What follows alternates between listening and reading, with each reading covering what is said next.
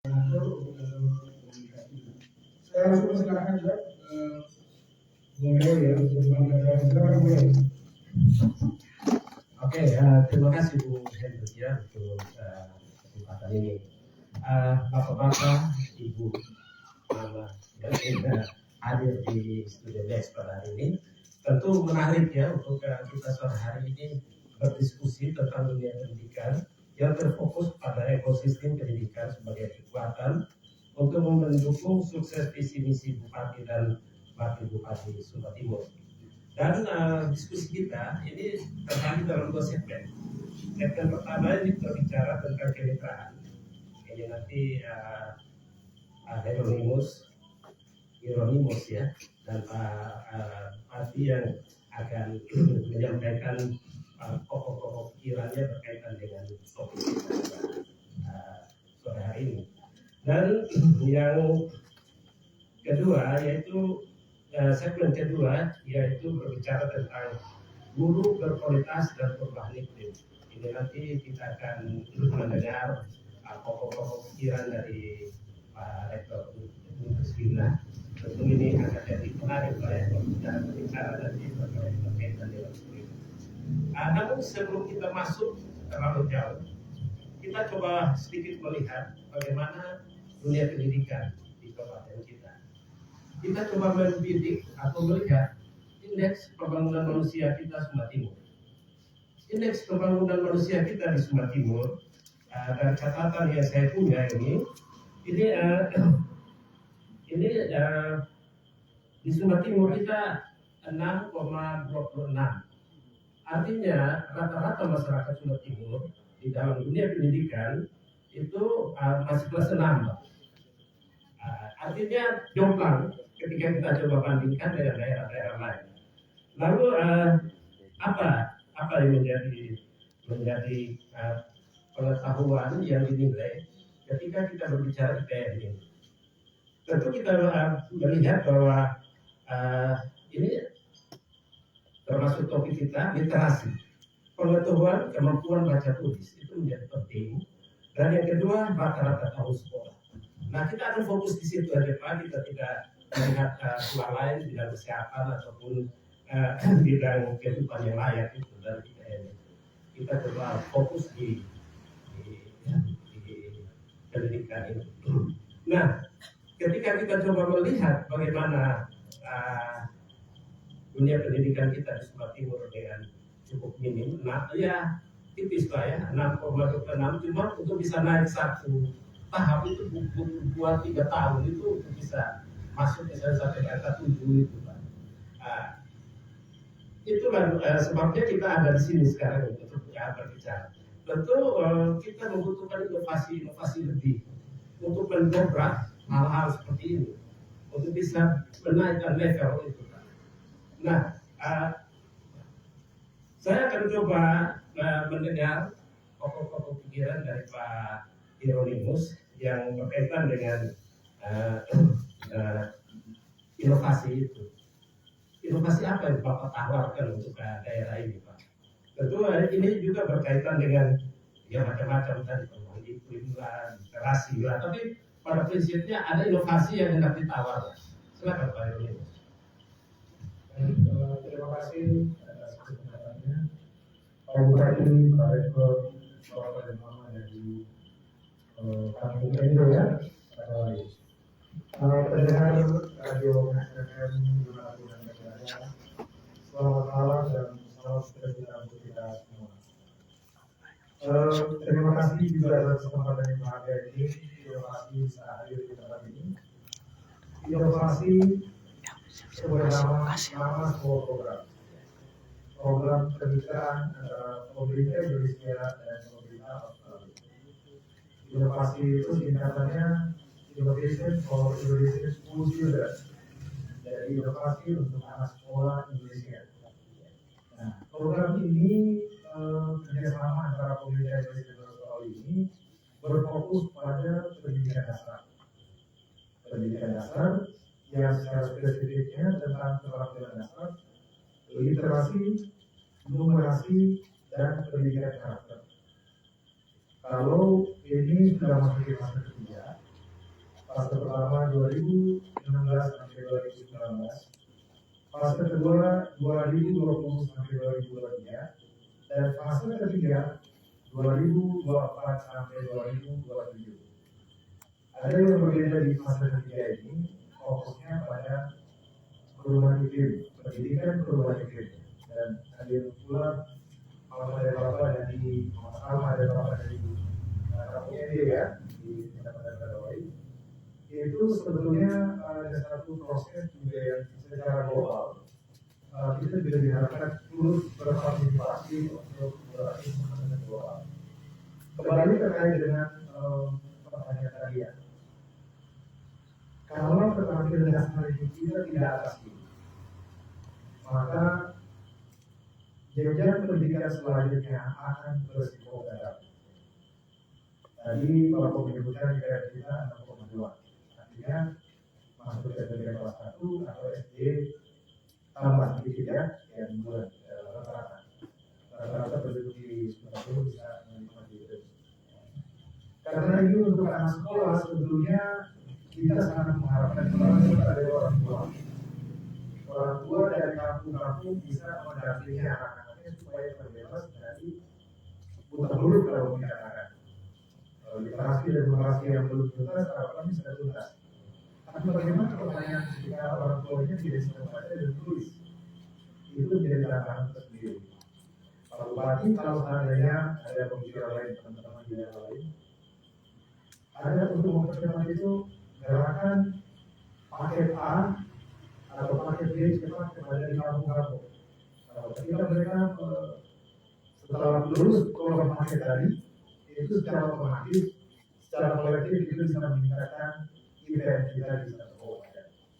Nah ini juga kalau seandainya itu terjadi dampaknya kepada anak-anak kita.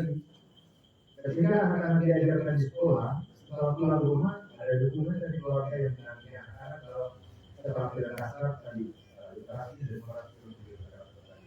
Kalau kami di luar area besar, kami mendukung dalam kegiatan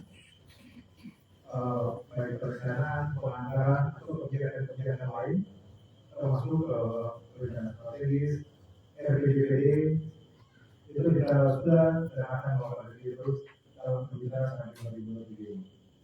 Di samping kebijakan ada juga yang kami lakukan yaitu pendampingan kepada guru-guru dari praktek pembelajaran kelas. Ini yang menjadi perhatian program informasi. Mungkin pengetahuan saya guru dan Oke, terima kasih Pak.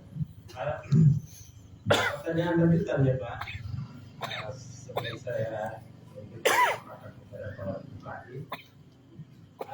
Dalam beberapa hari ini cukup viral di media sosial berkenaan dengan pernyataan dari Gubernur Jawa Barat Pak Deddy Mulyadi. Itu bagaimana Pak Deddy menginstruksikan kepada masyarakat dari Jawa Barat untuk kembali ke buku. Ini berkaitan dengan literasi, kembali ke buku. Dalam artian mencoba meninggalkan semua hal yang berkaitan dengan media sosial. Ini kadang-kadang ketika kita bicara literasi, kita bicara kedalaman juga. Kedalaman di dalam kita membaca, menguraikan, menganalisa suatu apa yang kita baca. Jadi bagaimana pendapat yang apa berkaitan dengan yaitu dalam bidang inovasi?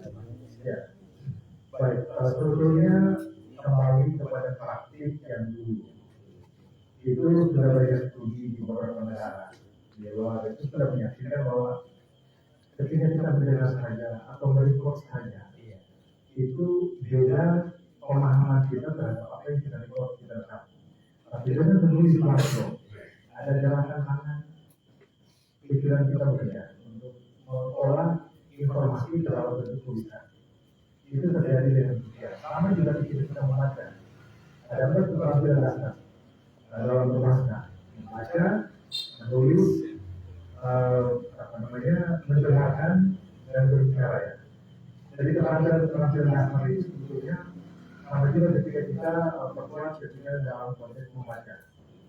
Membaca buku langsung, mengundang meraba halaman mungkin kita sedikit itu sebetulnya proses-proses yang kognitif yang bekerja untuk memastikan bahwa kita mengingat sesuatu.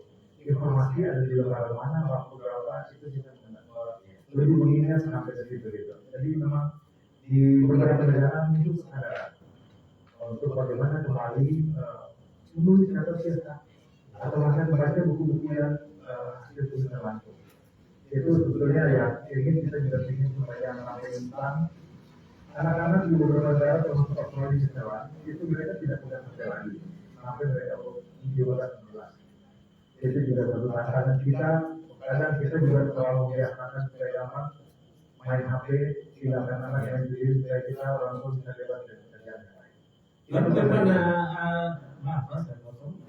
bagaimana usaha dari atau kerja keras dari teman-teman lokasi ini, untuk coba itu di seperti Bapak sampaikan tadi diterapkan di dalam masyarakat Sumba Timur ini.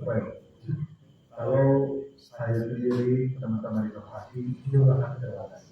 Iya, Jumlah kami terbatas dan hari ini hadir di aula desa kantor Bupati itu sebetulnya ada hadir mitra pembangunan yang ada. Nah, oleh karena itu dalam konteks tema pertemuan kita dialog kita pada malam hari ini ekosistem pendidikan ada sistem ada ekosistem. Kalau sistem pendidikan ya ada di sistem pendidikan nasional sudah ada. Tapi kalau kita bicara menyangkut ekosistem yaitu menggunakan semua komponennya ada dalam masyarakat dalam lingkungan sekitar kita untuk bagaimana kita mendukung pendidikan yang ada. Kita bicara menyangkut pendidikan sekolah, bagaimana dengan kampus, nah itu apa dari ada di sini sama kita. Juga bagaimana peran serta masyarakat. Nah, itu juga menjadi perhatian bagaimana supaya kita bersama-sama dunia usaha semua pihak itu bekerja bersama-sama untuk mewujudkan satu namanya pendidikan yang berkualitas tadi. Oke, ya, terima kasih Pak Jeronimus ya. Tapi sebelum saya lepas pertanyaan lagi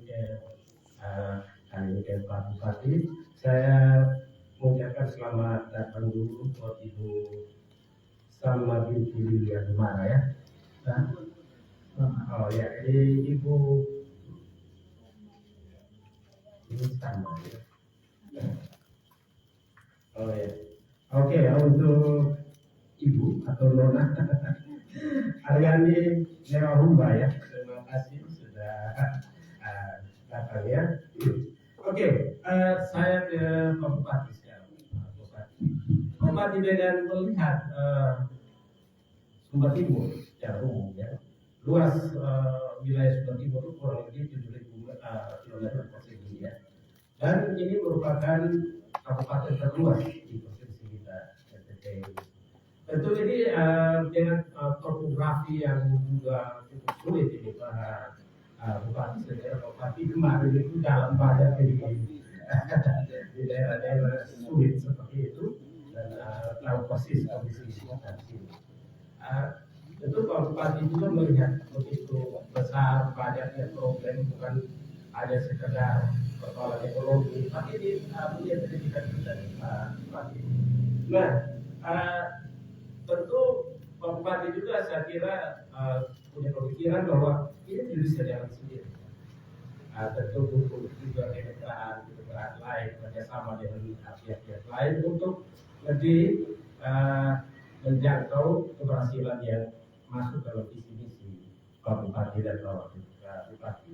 Nah, pertanyaannya Pak Bupati, bagaimana kemitraan dengan inovasi termasuk penempatan ekosistem pendidikan ini dapat memberi manfaatnya bagi masyarakat Sumba Timur itu sendiri, Pak. Silakan Pak Bupati. Terima kasih. Selamat malam buat seluruh pemirsa. Selamat malam buat seluruh pemirsa. Terkait dengan kita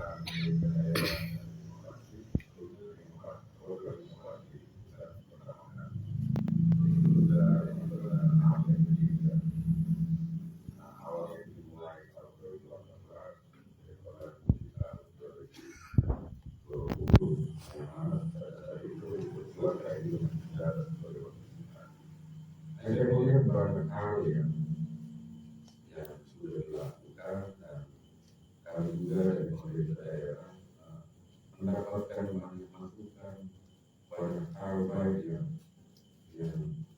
yang dibuat oleh inovasi dan menjawab beberapa persoalan mendasar rutin mendasar di kota seperti itu. Tapi dalam penyampaian beliau disampaikan bahwa IPM kemudian masa belajar kita yang masih di angka 6,sekian, 6,2 tadi disampaikan. Ini menggambarkan walaupun itu rata-rata bahwa orang seperti muda ini tidak pendidikannya lewat SMP sampai SMP, walaupun ada yang sadar itu rata-rata. Nah, kemudian juga ada beberapa hal yang didapat dari yang melakukan program inovasi A1 dan 2 ini mendapatkan angka kemampuan literasi dan pada tahun 2018 ada yang 30%.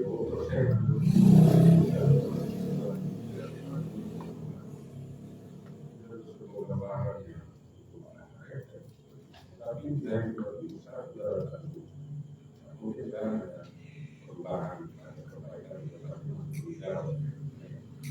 dan program tahap 2 yang mendapatkan banyak dan menjawab itulah yang tadi sehingga tahap 3 ini ditawarkan kenapa? Kemudian ada kecocokan dengan visi misi saya bersama Pak Wakil dalam kita berencana untuk membangun sektor pendidikan di Kota menjawab beberapa persoalan mendasar kaitan dengan literasi, generasi, dan pendidikan karakter. Hal baik ini yang membuat kami untuk bekerjasama yang mana visi dari tujuan dari program inovasi menjawab persoalan-persoalan mendasar. Tentu kami juga berharap dengan masuknya program inovasi ini selain melanjutkan program-program yang sudah dilakukan di tahap kita juga ada beberapa tambahan program seperti kaitan dengan program C juga kami telah program itu dan terkait dengan kemitraan tentu pemerintah daerah dan ada semua pihak-pihak untuk beserta memberikan substansi dan sektor pendidikan khususnya pendidikan dasar ini bisa memberikan input program yang turut mendukung perbaikan kualitas pendidikan kita di pendidikan dasar dan pada seluruh mitra yang berada tersebut dengan menunjukkan bahwa program baik ini itu alokasi kebiayaan seperti saya juga menyediakan menjawab persoalan tadi sampai bila kita yang dilakukan. Kalau pemerintah bergerak sendiri dengan sumber daya yang ada di terbatas dan dengan hadirnya beberapa mitra itu serta mendukung peningkatan kualitas pendidikan dasar di Jawa Timur. Ini sangat membantu pemerintah daerah dalam upaya meningkatkan kualitas khususnya di bidang pendidikan dasar. Hal baik yang dilakukan inovasi di program tahap pertama dan tahap kedua itu seperti pendampingan pada pimpinan sekolah, kemudian juga bagaimana memodifikasi cara mengajar khususnya di sekolah-sekolah yang tingkat literasinya masih rendah. Ini sangat membantu siswa di sekolah itu bagaimana lebih cepat dalam upaya agar kemampuan literasi mereka bisa lebih baik. Beberapa hal ditemukan oleh pengalaman kita di saat ini adalah bahwa anak kita di kelas 3, 4 itu masih ada yang belum bisa membaca. Tetapi dengan model program inovasi dalam satu buah itu didapatkan bahwa dengan memodifikasi cara belajar, cara mengajar dari guru. Kemudian juga ada beberapa cara mengajar yang melibatkan anak-anak untuk aktif terlibat dalam proses belajar mengajar. Jadi didapatkan bahwa dalam waktu 3 sampai 4 bulan anak-anak bisa membaca. Itu sebuah hal yang baik yang kita dapatkan, bahwa tidaklah secara umum kita menyatakan bahwa anak kita yang ada di daerah-daerah khusus yang terpilih kemampuan dan intelijensi mereka rendah. Sebetulnya bagaimana kita pihak penyelenggara pendidikan bisa menyesuaikan dengan kondisi mereka yang ada di wilayah mereka. Kalau mereka perlu kita lakukan untuk menjawab persoalan literasi kita yang Oke, saya kembali ke Pak Herolin. Kita sudah mendengar penjelasan dari Pak Bupati tadi bahwa sebenarnya ada hal yang dilihat bagus yang kehadirannya inovasi di dan ekosistemnya gitu ya di kabupaten kita Sumba Timur ini. Tentu Pak Herolin bisa sedikit menceritakan bagaimana mengimplementasikan program-program inovasi terhadap ya tadi guru ataupun mungkin siswa. Tentu ada kisah-kisah bagusnya yang bisa dibagi dengan kita. Silakan. Kalau program yang inovasi support Iya. dalam pembicaraan ini ada pertama adalah terus kerjakan tapi yang kedua dengan implementasi kelas. Dengan implementasi itu kita secara umum ya, termasuk yang seperti itu dari beberapa wilayah sudah melakukan. Kami melakukan pendekatan yang namanya reading care. Reading care itu satu proses yang didahului dengan melakukan assessment. Melakukan assessment terhadap kemampuan siswa.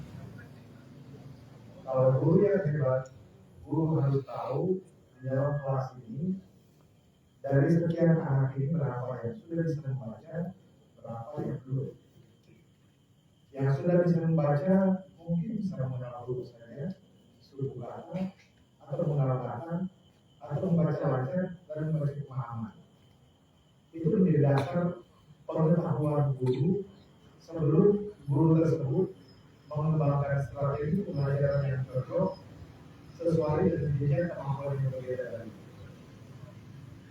Nah, untuk melakukan assessment tersebut juga menemui tantangan kalau contoh tidak di Sumba Timur. Tidak semua anak bisa belajar literasi ya, huruf, suku kata tadi, tapi ternyata ada anak-anak juga yang masih hanya bisa berbahasa Inggris. Nah, berarti ada tantangan lagi bahwa samping kemampuan literasi yang masih kurang, tapi juga literasi dia masih hanya bisa pakai bahasa Inggris. Sedangkan guru-guru dan kurikulum nasional kita masih menggunakan bahasa Inggris.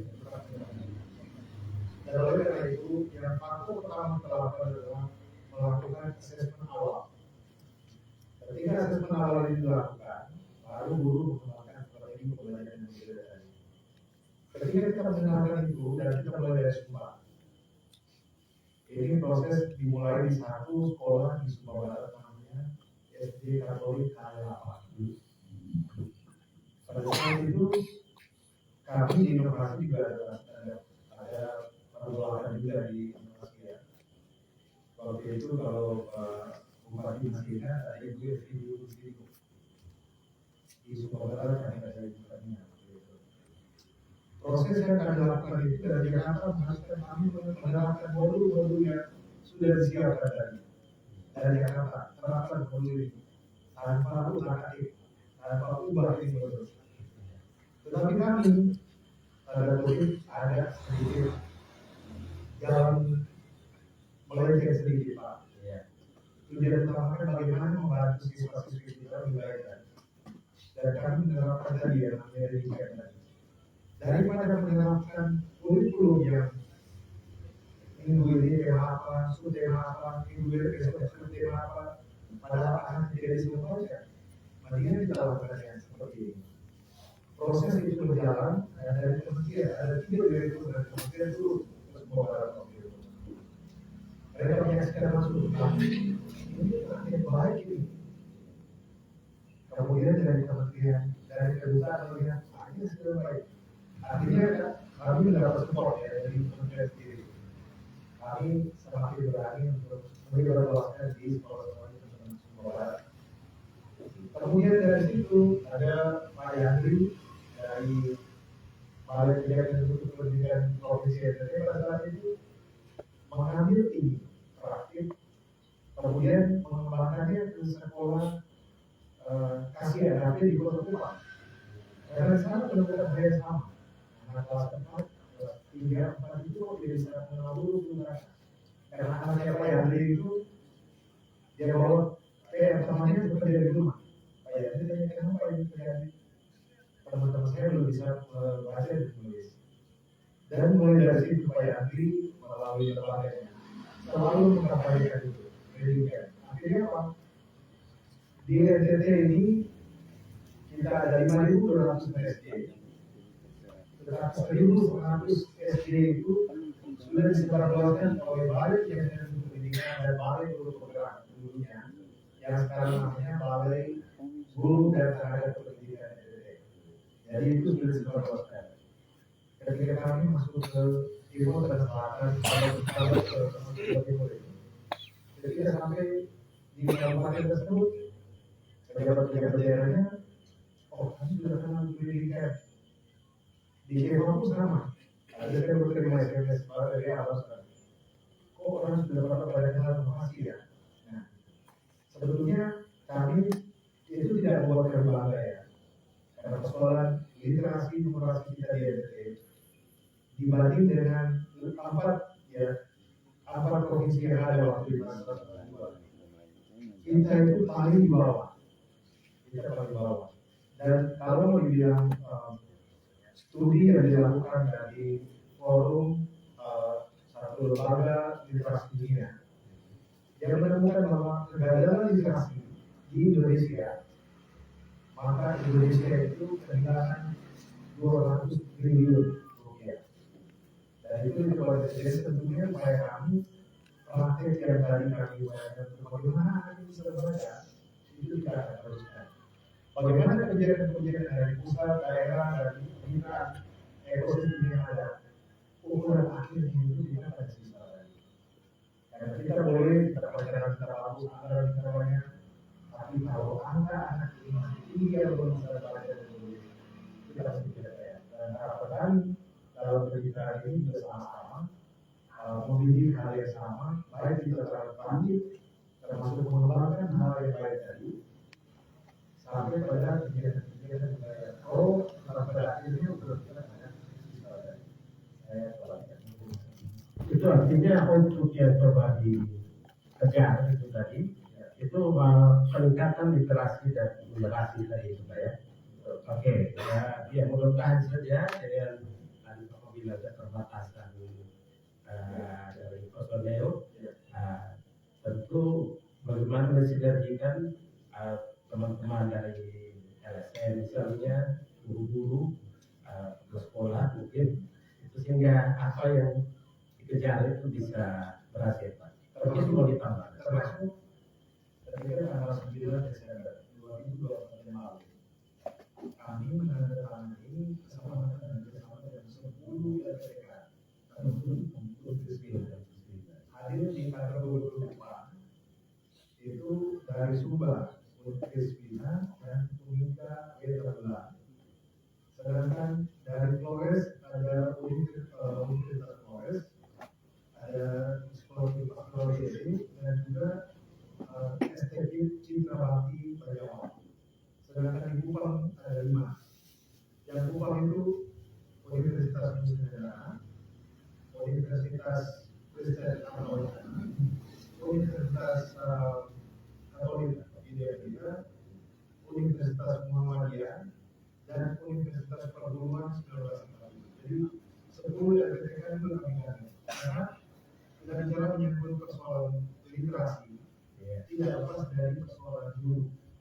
Dan kalau kita bicara guru, kita juga bicara tentang lembaga yang menghasilkan guru. Jadi ini kalau mau dibilang dalam Kristiani, mari kita pikul salib bersama-sama. Oke, yang Pak Bupati, kita sudah dengar apa yang disampaikan oleh Pak Yohanes. Tentu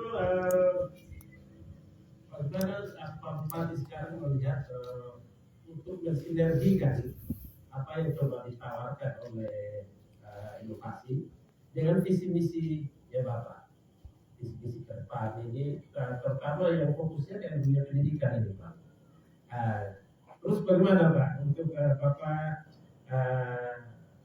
mendukung apa yang disampaikan oleh teman-teman dari inovasi sehingga visi misinya Pak di dalam menjalankan pemerintahan 2 tahun ke depan ini itu bisa tercapai Pak.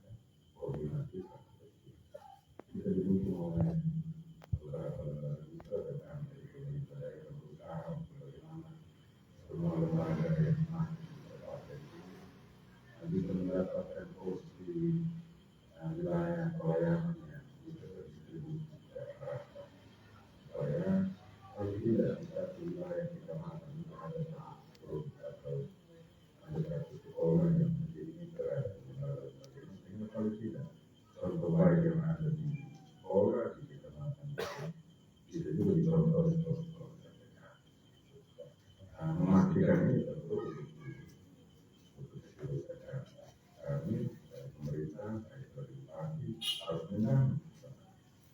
Kemudian juga kaitan dengan program hari ini bahwa hal baik yang dibuat ini yang ke depan kiranya program ini dievaluasi dan verifikasi dalam bentuk program kegiatan pemerintah daerah untuk juga bisa kita pakai pada kelompok yang mungkin belum mendapatkan bantuan program dari lembaga atau kegiatan yang membantu kita.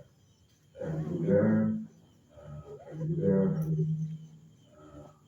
pada kebijakan pembiayaan, kemudian juga bagaimana kita berkolaborasi dengan lembaga-lembaga yang lain seperti pimpinan dan akademi dan selain berbagai lembaga akademi dan juga masih akan memberikan saran kita terbaik pada kita dalam menyiapkan calon guru yang ada di daerah ini sehingga persoalan kaitan dengan kualitas SDM khususnya guru bisa terjawab.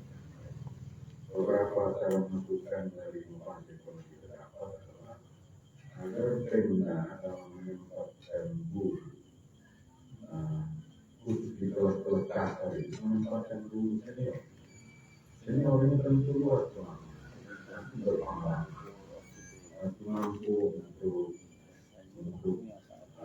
mengatur suasana pelajar dalam kelas ini khususnya di wilayah yang memang komunikasi masih kalau kita bahas senior gitu. Tapi dengan kita berkolaborasi dan kita meresponskan guru-guru dan klasifikasi seperti diharapkan sebagai guru senior ya, karena kita tahu bersama literasi hal yang sangat mempengaruhi keberlanjutan sekolah anak kita di Indonesia. Angka 6,3 tahun banyak anak kita yang berhenti sekolahnya. Kita sendiri bagi ke belakang tapi banyak anak kita juga yang mau kita tidak kemampuan interaksi terbanyak. Mungkin ada juga tapi dia bisa ngomong. Tapi dia masih ada di sekolah. Dia dengan kelas yang ada di kemampuan interaksi terbanyak. Dia tidak terlalu mendapatkan penilaian yang kurang baik. Tetapi saat dia melanjutkan sekolah di situ dia merasa bahwa dia punya kemampuan yang tidak sama dengan situasi itu mungkin yang membuat angka putus sekolah kita SMP.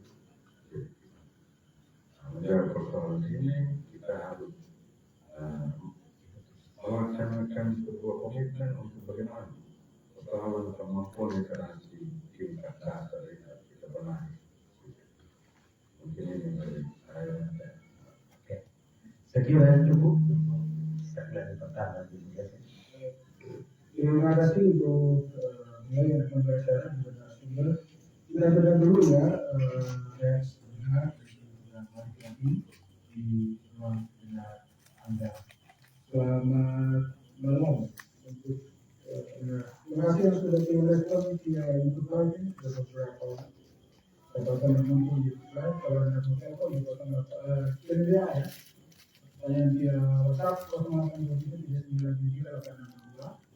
kita akan ini sudah ada yang telepon atau minta maaf nanti lain kali baru telepon karena kita ada pesan via WhatsApp.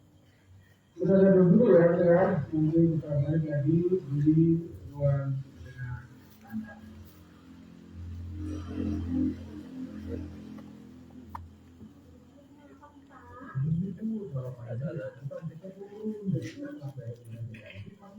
Gimana ya?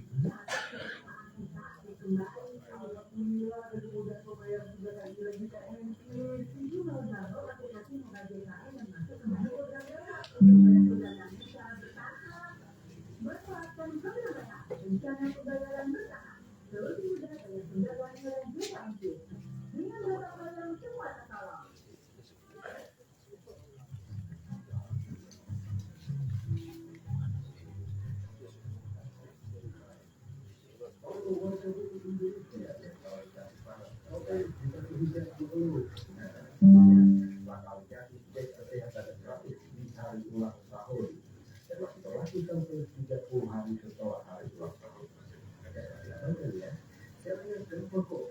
Dan pertama, bisa login ke aplikasi Satu Sehat Mobile dengan menggunakan nomor rekening atau PIN. Kemudian kesehatan gratis dan pilih tiket. Yang kedua, melalui KPAC Catat Connected nomor 08111050050056. Di nomor WA 08111050050056 atau datang langsung ke puskesmas terdekat dengan membawa KTP, kartu BPJS atau kartu Prakerja. Ayo dapatkan hadiah sehatmu di hari ulang tahun di puskesmas terdekat. Bergabung disampaikan oleh Dinas Kesehatan Kabupaten Iya, nenek bisa mendaftar barang belanja. Beras, gula, pasta gigi, kabur dalam satu biji sedikit berkomunikasi itu toples seribu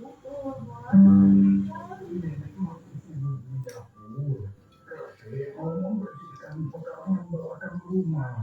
Jadi kamu bantu belanja di warung tetangga ya. Dengan berbelanja di warung tetangga, pastinya kita menjaga keakraban dengan tetangga, menggunakan ekonomi kecil, mendukung pemerataan pendapatan, dan meningkatkan perekonomian tetangga. Oh iya, kalau barang yang mau dibeli tidak ada, kamu beli di warung tetangga yang lain yang dekat rumah saja ya.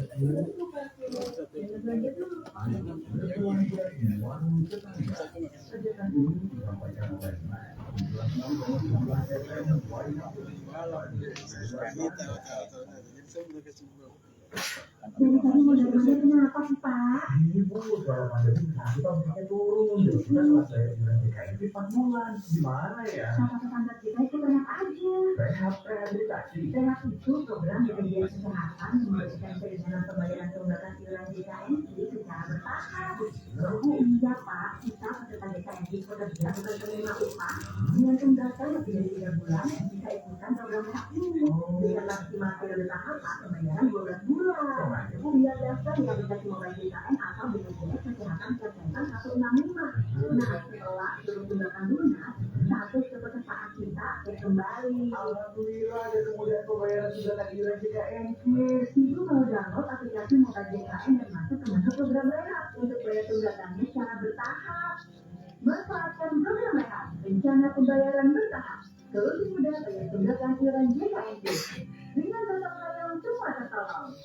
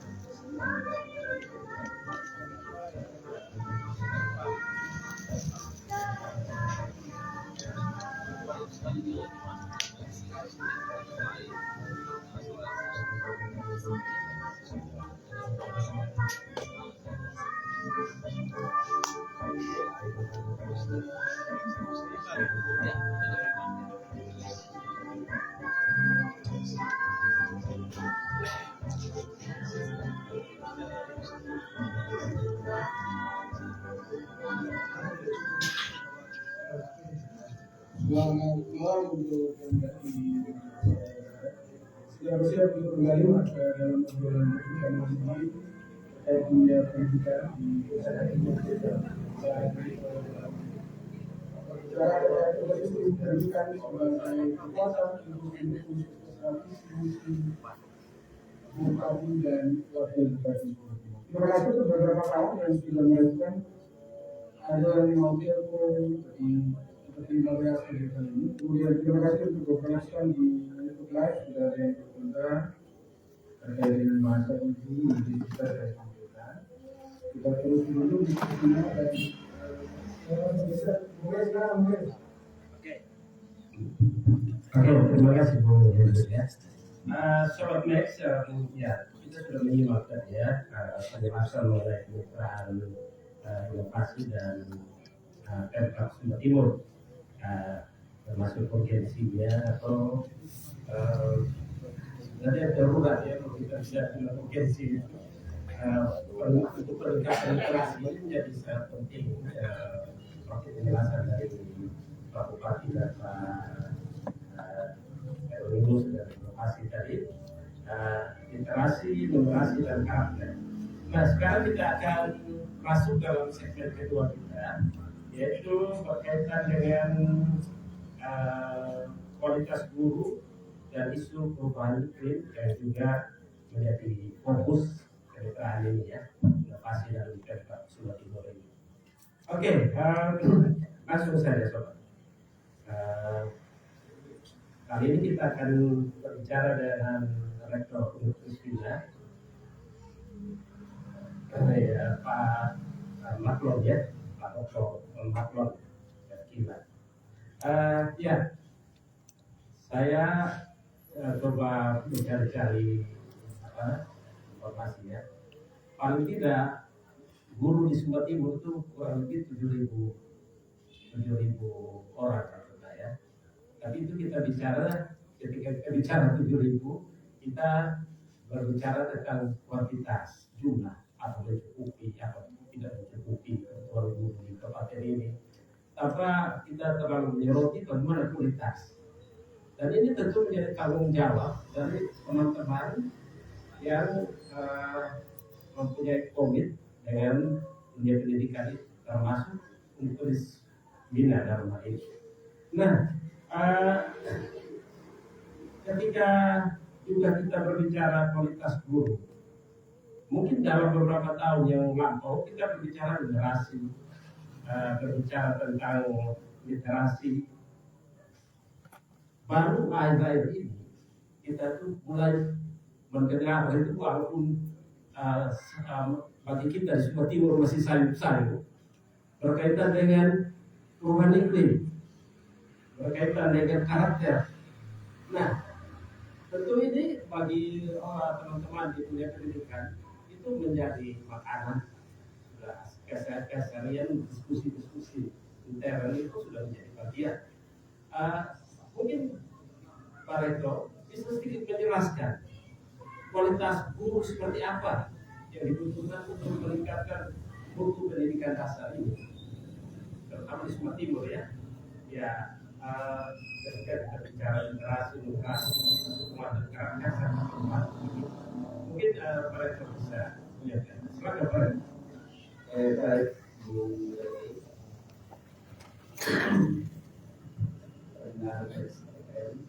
ya, mungkin sebelum menjawab pertanyaan gue ya, saya cerita sedikit ya supaya gambarannya bisa ditangkap. Ya, sebelum cerita juga saya mau sedikit koreksi data ya. Mulai sampai data ini sebenarnya data itu 2016. Jadi ya UGM dan rata-rata sekolah itu 2016 itu tinggi sekitar sekarang di data BPS 2024 itu 7,5 apa ya? Ya sudah tahu ya. Sebenarnya sudah lulus SD dan masih memang sekarang itu ada bulan baru ya. Harapan usia lama sekolah, harapan lama sekolah.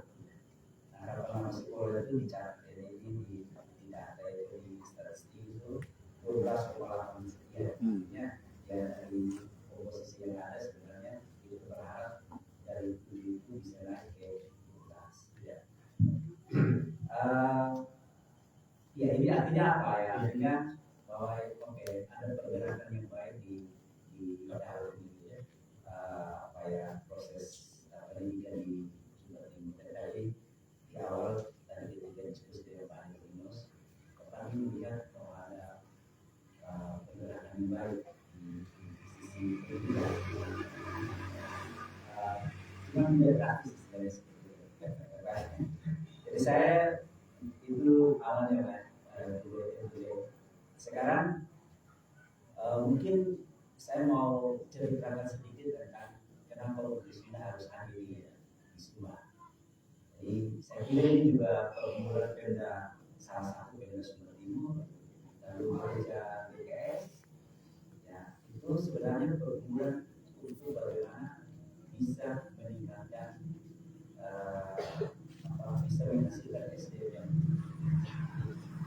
SDM yang unggul. Ya, dasarnya hadir. ketiga, khususnya ya memang saat ini kita punya visi ya bahwa akan menjadi universitas dulu yang sedang yang berlandaskan semangat jurusan dan nilai-nilai Kristen. Jadi dari sisi itu maka kehadiran Indonesia sebenarnya itu menunjukkan termasuk di dalamnya ya. Jadi di Wisma itu ada dua ruang studi pendidikan. Kalau yang masih ada ini adalah pendidikan ruang studi pendidikan matematika dan ruang studi pendidikan biologi. Nah, ini sebenarnya kalau dengan proses seperti ini, kalau kita misalnya menyasar ke sekolah dasar, tentunya kita masih butuh satu ruang studi yang spesifik untuk sekolah dasar atau yang spesifik lagi misalnya untuk PAUD ya, ruang studi yang ke PAUD misalnya. Tapi tidak apa-apa bahwa kehadiran Universitas dan fakultas kedua dan ketiga yang melalui dua program studi ini setidaknya itu istilahnya memberikan kontribusi untuk bagaimana meningkatkan kualitas pendidikan di Sumber secara khusus dan juga secara keseluruhannya. Nah, pertanyaannya kualitas guru seperti apa yang kita inginkan ya? Saya kira secara teori ya ada 4 kompetensi yang mestinya ya, misalnya kompetensi pedagogik, bagaimana dia bisa mengajar, kompetensi kepribadian, pribadi seorang guru itu sendiri, lalu kompetensi sosial dan kompetensi profesional. Dan kompetensi ini sebenarnya kita harapkan bahwa jadi mereka bisa guru itu setidaknya bisa meningkatkan kualitas pembelajaran, bisa mengembangkan potensi peserta didik, membentuk karakter peserta didik, dan bahkan meningkatkan kira-kira seperti itu. Nah, jadi kira-kira ada kompetensi yang kita harapkan untuk nah, Universitas sendiri sebenarnya di dalam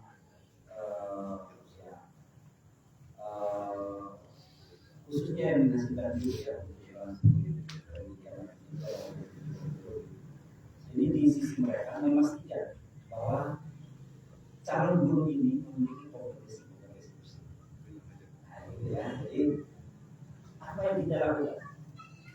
Kita lakukan itu kita menyertakan ya dari visi itu kita menyertakan kita bersihkan. Jadi kita menghasilkan saja ya termasuk itu secara pendidikannya calon guru yang memiliki istilah cinta bersinar. Jadi dia menjadi sarjana yang kreatif, inovatif, transformatif, arif, dan juga bersinar.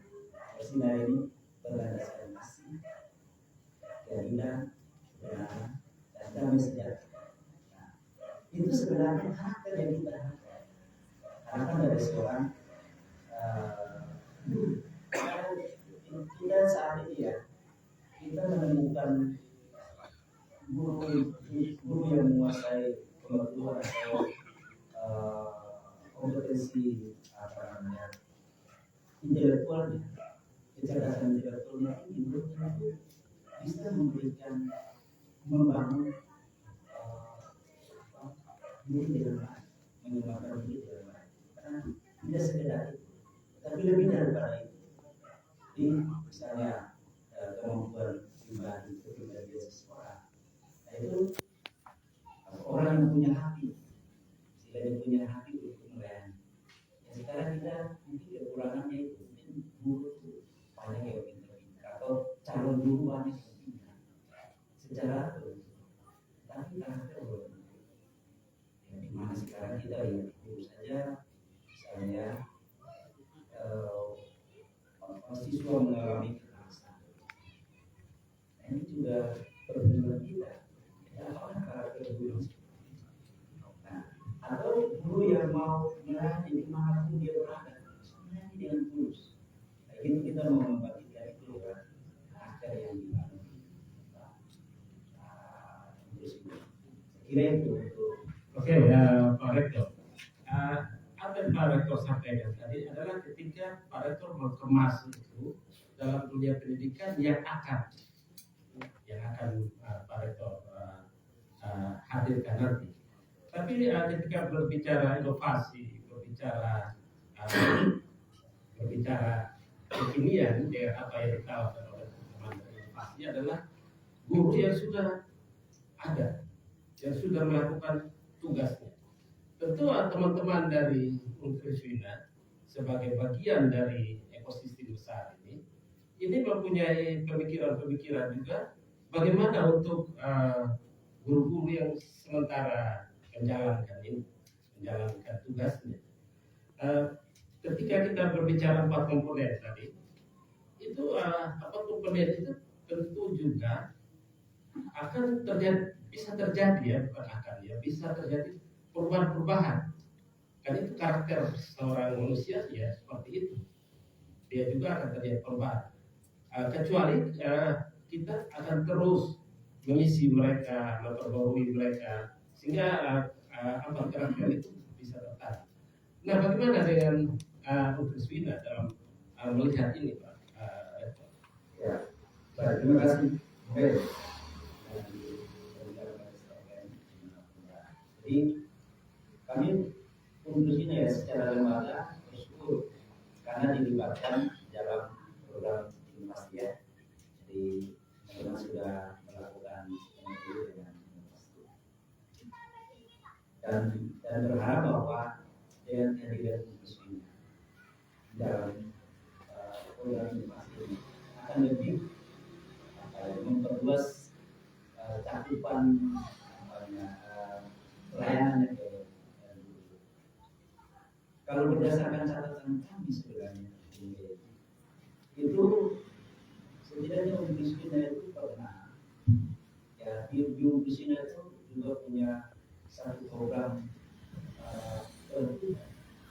namanya pelatihan kepemimpinan transformasional. Itu dulu itu dilakukan bersama dengan masyarakat pendidikan sejati MTS Bandung. Itu dulu itu dipersiapkan dilatih untuk memahami bagaimana perannya sebagai pemimpin di kelas. Ya. Pemimpin di kelas yang bisa mentransformasi siswa. Jadi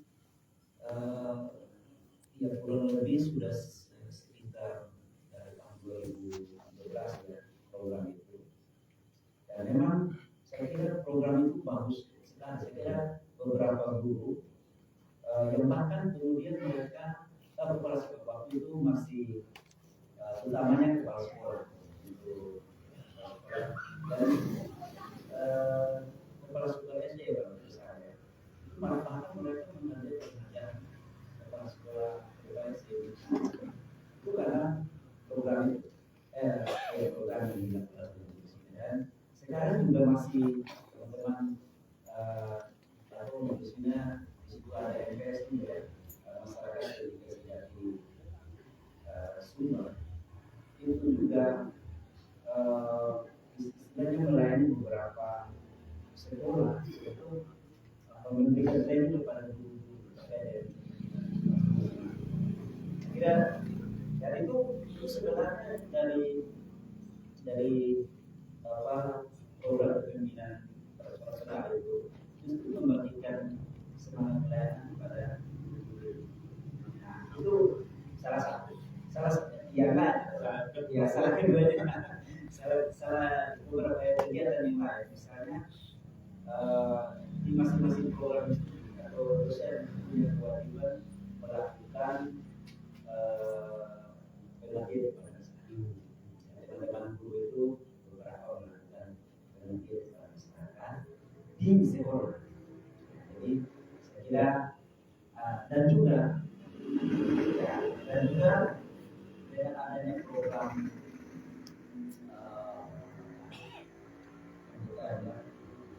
belajar kampus merdeka ya, kemudian kegiatan kampus mengajar ya, tadi ada kampus mengajar itu sudah beberapa kali itu sudah terlibat ya itu secara nasional dan juga kampusnya mendampingi mahasiswa ya mengajar dan juga membantu secara teknologi administratif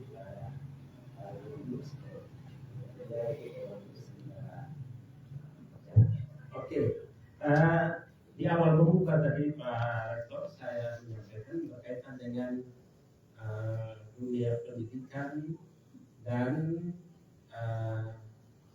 pengaruh perubahan iklim. Dan itu ya saya katakan saja kita di semua timur sayap-sayap belum kita apakah ini sudah masuk dalam kurikulum seperti itu sehingga harus dilaksanakan atau bagaimana?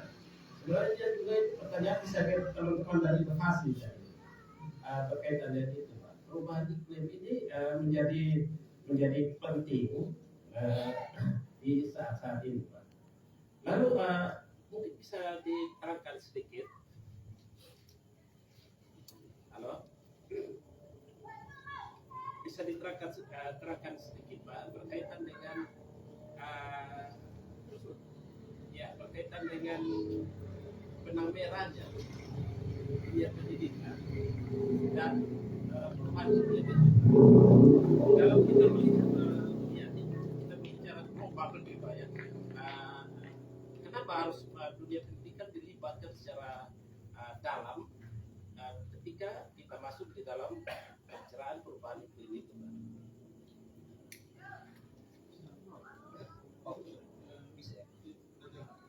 Oke, baik. Jadi ya, memang kalau kita bicara tentang perubahan iklim itu, ya dalam pandangan saya itu sesuatu yang kita perubahan iklim ini kita rasakan, tetapi perubahan itu ya namanya kalau perubahan iklim itu sesuatu yang pelan sedikit tapi ya kalau saya rasa sudah seperti ini. Ini riset terakhir ya, kami saya riset dengan dari AI lalu itu koleksi dari Indonesia dan Australia sebenarnya. Itu kami coba memetakan pemahaman pengetahuan dan persepsi masyarakat terhadap perubahan iklim di persepsi mereka. Ternyata kami melihat bahwa tidak pendidikan yang ada di respondennya dari orang di desa ya, orang di desa tadi, mereka tidak terlalu atau belum terlalu signifikan memahami apa itu perubahan. Akhirnya bahwa ya kondisi yang mereka alami mereka tidak tahu kalau ini ada perubahan yang terjadi. Yang tahu itu sesuatu yang misalnya terjadi misalnya bencana seperti kemarin lalu sama udara sama virus itu sebenarnya efek daripada perubahan iklim dari angin seroja sehingga secara persepsi memang masyarakat belum memahami apa itu perubahan.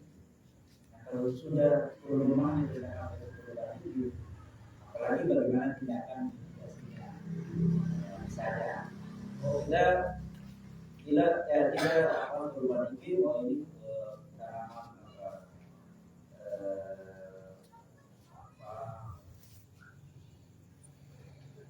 untuk memitigasi apa yang dilakukan, lalu secara dampak ke depan seperti itu kan. Nah, di sini di Indonesia sendiri ada satu mata kuliah yang saya kira benar memberikan pemahaman kepada mahasiswa.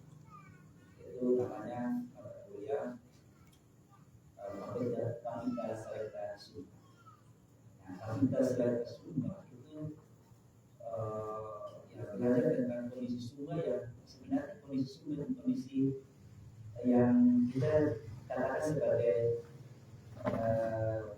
pulau savana, ya semian. Kita punya apa rata-rata hujan itu hanya paling ya. Nah, dan juga kalau apalagi Sumber Timur banyak yang kita padang savana. Nah ini dengan kondisi seperti ini, maka sebenarnya sejak ini kita memberikan pemahaman kepada mahasiswa tentunya ya kira itu. Dan Mas Erwin, maksudnya korelasi dengan pendidikan apakah di pendidikan dasar apakah itu sudah dilakukan atau tidak? Kalau saya seingat saya itu beberapa kegiatan yang semacam pengenalan terhadap bencana kejadian bencana itu sebenarnya kalau tidak salah di sekolah dasar itu sudah ada program untuk memberikan pemahaman ini untuk saja dulu. Tidak. Artinya ini belum dilakukan secara masif, Pak ya. Artinya mempersiapkan guru-guru untuk bisa lebih mengajarkan anak-anak untuk melihat bagaimana loh perubahan iklim ini. Atau mungkin belum sampai ke situ pemahaman anak-anak itu. Oh ini, ya boleh. Saya kira secara teori, secara pengetahuan itu mungkin belum. Tetapi secara praktik, saya kira di beberapa sekolah, termasuk SD ya, saya lihat bagaimana dia harus membuang sampah, di mana tempat buang sampah. Saya kira itu praktik-praktik yang sebenarnya mengarah pada perilaku pemahaman terhadap perubahan iklim. Jadi saya kira hal yang sederhana saya kira di sekolah Bapak Ibu guru sudah bisa membimbing anak-anaknya untuk buang sampah pada tempatnya, lalu membawa anak untuk tanam di sekolah. Itu sebenarnya praktik pemahaman mereka terhadap perubahan. Tetapi ini secara pengetahuan atau secara keilmuan belum secara masif misalnya. Tapi kalau saya lihat di beberapa sekolah misalnya memberikan tugas kepada siswa untuk menggambarkan planet ini sudah seperti apa. Ya memang di SMP dan SMA ya. Saya itu karena saya ikuti mereka dari sekolah mereka dan biasa gurunya memberikan tugas tanyakan ke siswa, coba tambahkan kondisi dunia kita ini seperti apa. Saya kira itu salah satu bagian dari bagaimana guru memberikan pembelajaran terhadap perubahan ini kepada siswa. Lalu untuk meningkatkan kualitas guru, apakah teman-teman dari Universitas juga mengambil peran untuk meningkatkan kualitas guru di Sumba Timur? Dalam artian begini Pak ya, ketika berbicara kualitas guru, mungkin juga kita juga bisa melihat Pak ya, bagaimana kualitas guru yang ada di kota dibandingkan kualitas guru yang ada di yang terpinggir dan jauh di sana. Mungkin kan harus informasinya kurang atau seperti apa Pak ya, sehingga mereka juga mungkin kesulitan dalam mengakses untuk kejadian-kejadian yang berubah seperti itu. Kalau teman-teman dari Triswita, apakah ada juga melihat untuk meningkatkan kualitas guru itu? Iya, memang secara tadi saya bilang bahwa di perguruan tinggi itu punya salah satu tidak perguruan tinggi pada salah satu yang dilakukan ya beberapa saya juga pernah lakukan itu di sekolah SMA ya. Membantu mereka bagaimana pemahaman mereka tentang teknologi pembelajaran, bagaimana di misalnya memberikan belajar kepada guru untuk pemasaran teknologi. Bagaimana mereka bisa belajar kepada siswa. Itu dan saya kira teman-teman di dosen-dosen di FKIP, saya kira memang belum ada saya dan tidak punya catatan di sini, tapi pelatihan-pelatihan di sekolah untuk pengembangan. Oke, ke depan ini Kris kita melihat dunia pendidikan kita di Jawa Timur ini trennya kemana? Paling tidak karena Bapak sendiri juga melakukan itu tadi ya, dunia pendidikan itu bisa bergerak. Tentu mempunyai bayangan tren dunia pendidikan kita di Jawa Timur kemana? Kalau karena tren ya, artinya begini. Sekarang ini perkembangan teknologi kan luar biasa ya. Sebenarnya saat ini kita mau belajar lewat media juga dampak ya. Tetapi saya kira begini Pak Bule, trennya mau kemana? Saya kira pendidikan kita harusnya mengadopsi pengetahuan lokal atau lokalisme untuk meningkatkan kompetensi kecerdasan kognitifnya ya, tetapi juga meningkatkan kepribadian. Jadi kearifan lokal itu menjadi sangat penting. Jadi kalau kita mau bawa tren, kita tren pendidikan kita sekarang anak-anak kita kan sudah mulai kalau di sudah setelah SMA mereka sudah punya bayangan di sini, tapi maksud saya kalau tren pendidikan tidak hanya bagaimana kita sekolah untuk mendapatkan pekerjaan, tapi kita sekolah untuk bagaimana kita bisa memberikan nilai terhadap hidup kita sebenarnya itu dari pendidikan. Jadi, ya kalau saya lihat begitu, kalau kemauan orang tua untuk kemauan masyarakat untuk meningkatkan pendidikan anaknya, saya kira meningkat. Contohnya buktinya ya, setiap tahun ada peningkatan orang untuk anak-anak untuk masyarakat itu studi, dan juga tren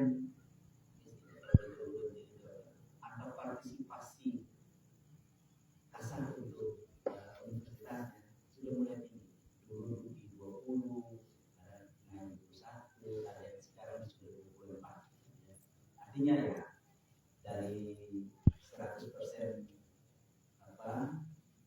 masih anak sekolah lulus SMA itu ada 20-an yang sekolah. Tetapi ini sebuah tren yang baik. Nah, tren yang baik ini mestinya diikuti dengan katakanlah kebijakan yang baik itu dari pemerintah. Dan saya kira salah satu visi Pak Bupati dan Pak Bupati ya, saya kira ini kami sering mendengarnya ya di kampanye-kampanye, misalnya untuk sumber cerdas mengambil itu akan memberikan peluangnya yang besar untuk bagaimana meningkatkan kemauan masyarakat untuk melaksanakan studi teknologi ini. Saya kira itu. Oke, terima kasih untuk penjelasannya ya. Kenapa saya boleh bertanya kepada Pak Rektor? Karena ini menyangkut dengan hal yang akan semua. Jadi kalau melihat prospek dari universitas itu seperti apa? Tentu itu harapan terbaiknya kita adalah kita bersekolah yang lebih dekat lah. Tidak perlu kita harus keluar kemana Pak. Jadi ketika penjelasan dari Bapak tadi, paling tidak membuka sedikit wacana bagi dari masyarakat bahwa anak-anak kita pantas loh sekolah di sini. Itu saya kira suatu hal yang bisa memberikan kenyaman juga bagi kami sebagai orang tua di Singapura terus juga kenyaman apa itu? Kalau boleh promosi sedikit. Iya, silakan. Ya, jadi ini mumpung promosi ya. Iya. Jadi sedikit lagi 1 Mei ya. Sedikit lagi 1 Mei kami mulai buka pendaftaran mahasiswa baru per 1 Mei. Nah, di sini semuanya sudah terakreditasi. Iya. Institusinya juga terakreditasi yang baik. Lalu ada 11 program studi. Jadi kalau Bapak Ibu masyarakat dengar yang masih punya anak yang sekolah, itu ada program studi manajemen, ekonomi pembangunan, ya tentunya tadi ya hukum dan 2 program studi pendidikan tadi ya, pendidikan biologi. Lalu ada program studi agribisnis, agroteknologi, serta perikanan, teknologi hasil perikanan, peternakan, teknik informatika, sistem informasi. Ada 11. Nah, saya kira program studi ini ya kalau sudah ada di sini bagi orang yang misalnya mau kuliah di 11 program studi dari universitas untuk promosi sedikit. Oke, kita masuk ke beberapa hal yang perlu kita ketahui dari kan kita berbicara tentang perubahan iklim. Jadi tentu di dalam melihat perubahan iklim ini itu ada dari masyarakat yang mungkin baik langsung ataupun tidak langsung, sengaja ataupun tidak sengaja, sudah melakukan banyak hal yang menyebabkan apa yang mereka lakukan itu bersentuhan langsung dengan apa yang kita bicarakan ini perubahan iklim. Mereka sudah tanpa harus mengetahui secara lebih dalam sudah mengimplementasikan itu, sudah melakukan itu. Nah, di studio juga ini ada Ibu Salma binti Anwar ya. Selamat malam. Nah, mungkin di dalam hal ini apa yang Ibu sudah lakukan selama ini di dalam melihat perubahan iklim itu ya? Ya tentu apa yang Ibu lakukan itu bersinggungan ya perubahan iklim. Silakan Ibu. Kasih tekan.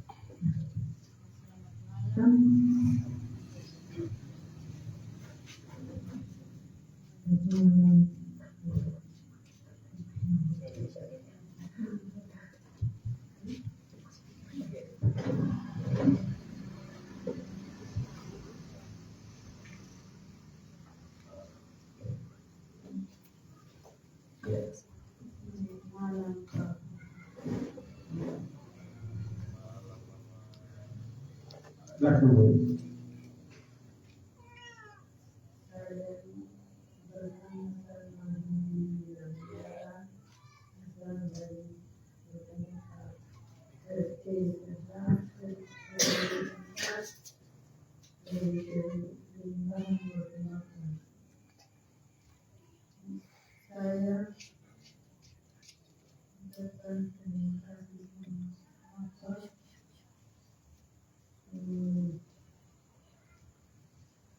Hari ini di rumah saya bicara dengan saya bicara kayu, saya dapat menggunakan ada terjadi yang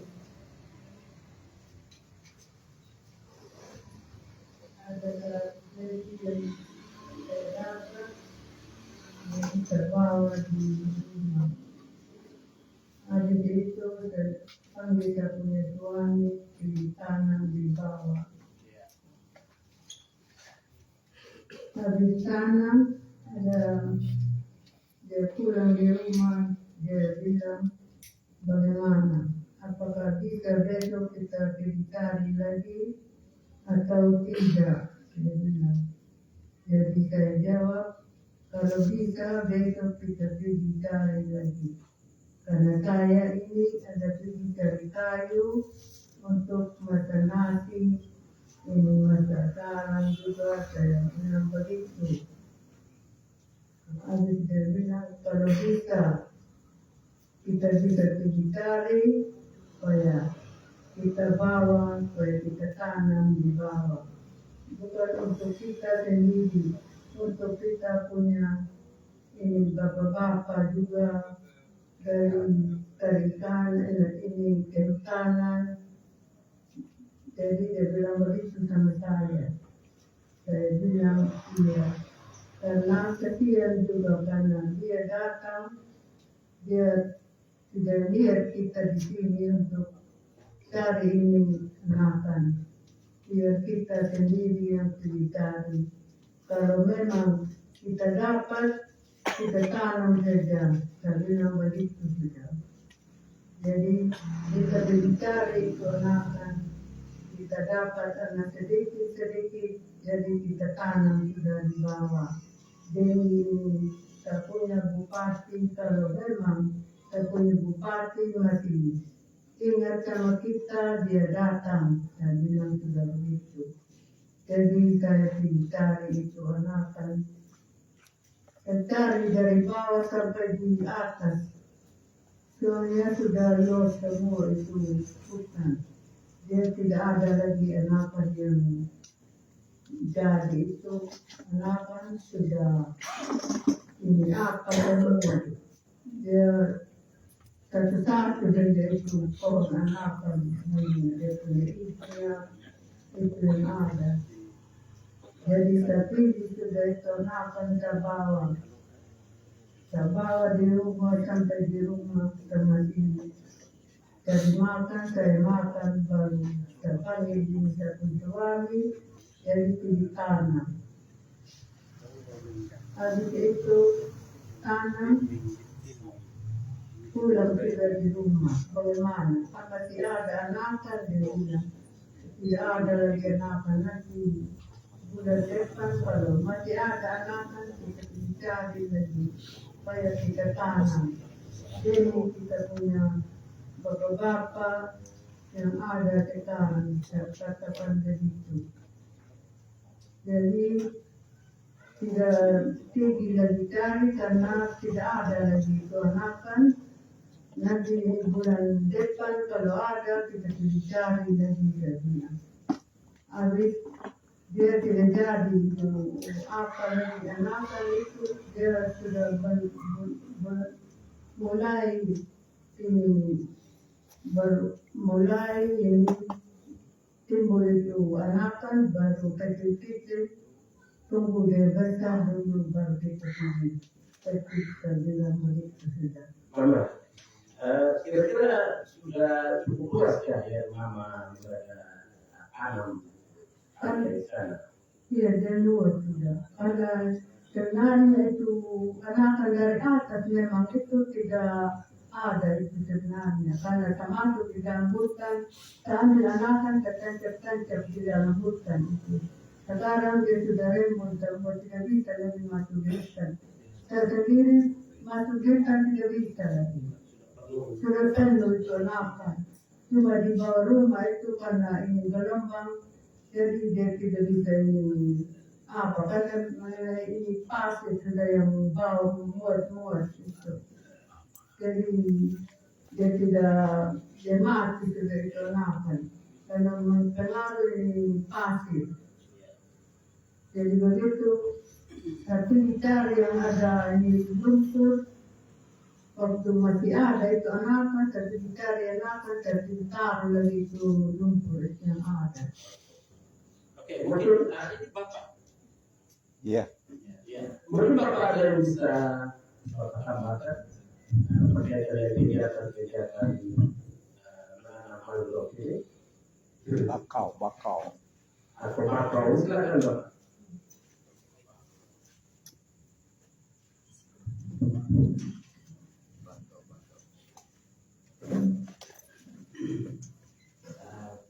Pertama perkenalkan diri, saya ini berasal dari Batak, setelah terangkat masih keluar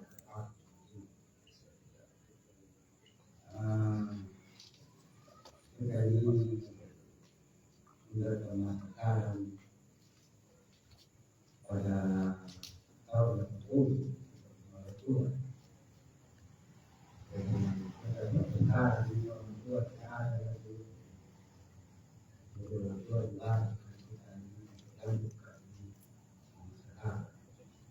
Untuk membiayai sekolah sambil hidup, jadi tidak sama lagi yang dulu. Jadi petani kering ini bukan sawah, jadi kurang bersahabat dengan alam. Kadang dia hujan kita tanam, lama tidak hujan, tetapi sudah tanam, tapi sudah ada yang sudah makan oleh semua hal dari makan kita itu berarti diri sudah kita masalah kita menyambung. Dari pada saat itu memang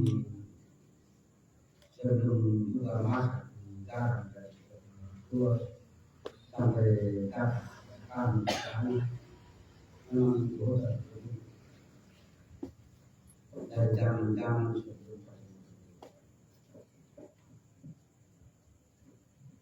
dari selalu membahas terus kita juga bikin bukan rumah dan masak dalam masih nanti Lalu ada Pak, saya juga sampaikan berkaitan dengan rumah negara. Itu kan untuk kayu juga.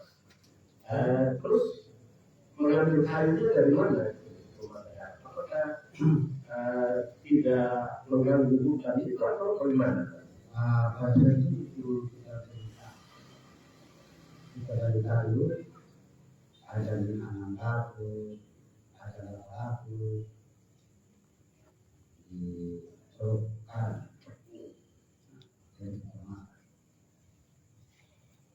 Jadi tahun saya nanam, kita pikir ini sudah nampaknya ini sudah terlalu parah. Jadi saya pikir ini sudah hutan, masuk hutan, kayu api, sudah ketemu pelaku yang punya buah banyak. Ada yang tumbuh, ada yang belum tumbuh.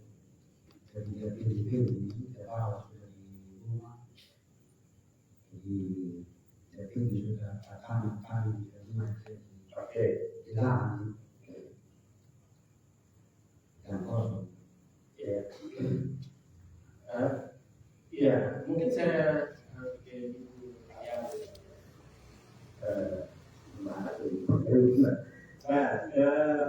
apa yang membuat itu begitu konsen dengan perubahan itu sendiri? Itu ya.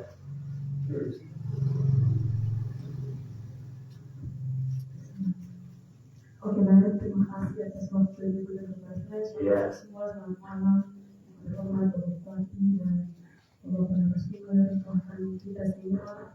Jadi baik, izinkan saya berbicara sedikit. Jadi yang membuat saya tertarik dengan awal mulanya itu memang saya sebenarnya pelaku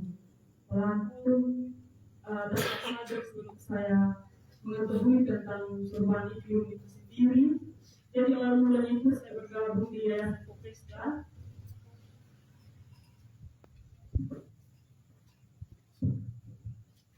Baik, awal mulanya itu saya bergabung di Yayasan Kopesta dan mengikuti berbagai pelatihan tentang perubahan iklim.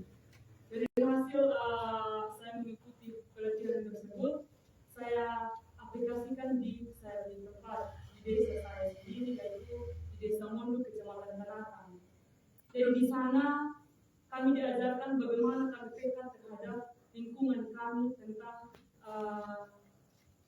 perubahan iklim itu sendiri. Jadi ada pun berbagai praktik baik yang kami lakukan. Saya sebagai pengasuh sekolah minggu, di mana di sela-sela saya ngajar tentang sekolah minggu, di situ saya juga mengkampanyekan kepada anak-anak bagaimana mereka mengenal perubahan iklim itu secara dini gitu. Nah, tidak hanya mengajarkan, tapi saya memberikan contoh, dan bahkan anak-anak sekarang di desa saya, di desa Mondu, sudah bisa mengenal apa itu sampah plastik. Nah, bagaimana caranya agar mengurangi penggunaan sampah plastik. Dan bahkan ada pun jadwal tertentu ketika saya mengajar, ini kami membersihkan sampah-sampah plastik di kampung adat dari Jawa, bahkan di pesisir pantai. Ada pun dokumentasi yang saya sudah kirimkan. Nah, di situ juga mereka mengenal tentang perubahan iklim itu, dan saya berfokus ke pengolahan sampah plastik. Mungkin itu saja dulu. Oke. Ya, jadi berkaitan dengan perubahan iklim ini, ya tentu ibu juga berusaha menularkan kepada orang lain, mungkin di lingkup kecil anak-anak sekolah minggu itu. Ini bagaimana caranya ibu, mungkin kumpulan pemuda tersebar dalam komunitas itu juga aktif di pemudaan. Apakah ibu juga menyampaikan? Ya, jadi baik. Saya juga diperkenalkan, saya sebagai ketua pemuda Sejemaat Kanatang.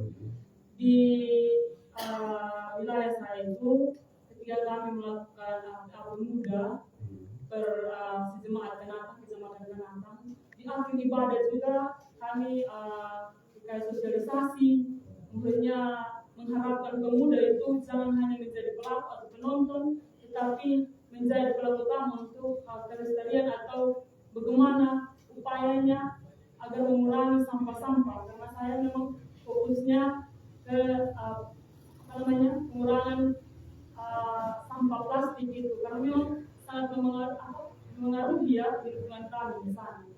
Jadi itu di sela-sela saya beribadah dengan kawan-kawan pemuda, di situ juga kami masuk untuk menjelaskan apa sih itu perubahan iklim dan apa penyebabnya serta dampak-dampaknya. Iya. Oke. Mungkin ada yang mau ditambah lagi beberapa catatan terkait perubahan iklim. Mungkin apa yang terjadi atau yang bisa diambil dari satu keadaan di tempat anda, mungkin pagi atau apa, bisa diceritakan itu.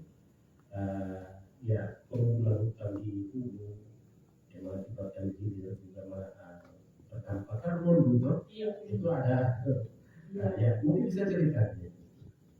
Jadi memang kami di Desa Mondu ya terdampak oleh banjir kiriman yang baru terjadi di 2024 Desember itu, ketika semua lahan kami terkikis habis gara-gara banjir itu. Jadi memang yang saya harapkan ketika kembalinya penghijauan di sekitar hutan di situ, penghijauan tentang bagian mata air juga, maksudnya kembalinya kesadaran daripada masyarakat itu sendiri. Jangan hanya mau ditodong, makanya jangan hanya gimana ya, kita mengharapkan bantuan pemerintah, tapi kita sendiri tidak menyadari itu. Makanya hal itu berdampak di kita gitu. Jangan kita tunggu orang kasih tahu dulu, tapi bagaimana kita belajar menyadari akan hal itu. Oke, saya kira cukup ya. Mungkin saya kembali.